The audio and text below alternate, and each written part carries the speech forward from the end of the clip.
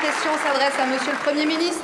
100 jours sans rien. 100 jours que vous êtes en place et 100 jours qu'il ne se passe rien.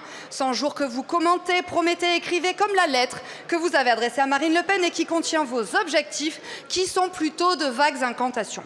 Vous promettez une énième conférence nationale qui nous rappelle amèrement l'inutilité du grand débat. Vous évoquez un débat large et ouvert avec pour thème « Qu'est-ce qu'être français ?»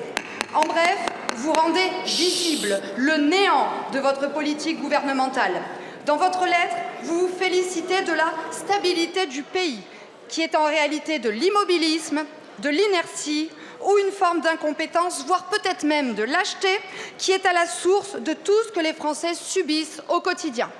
Explosion du coût de la vie, déperdition du pouvoir d'achat, accumulation des inégalités sociales, capitulation de votre conclave sur les retraites, disparition des services publics, dégradation de la compétitivité des entreprises, soumission à l'Union européenne, évaporation de votre promesse sur la proportionnelle, submersion migratoire, expansion de l'insécurité, propagation de l'islamisme et ses corollaires, prolifération de l'antisémitisme et régression des droits des femmes.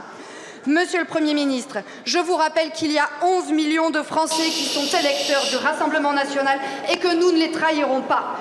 Par conséquent, est-ce qu'on ne devrait pas, pour reprendre votre expression, en responsabilité, vous censurer ?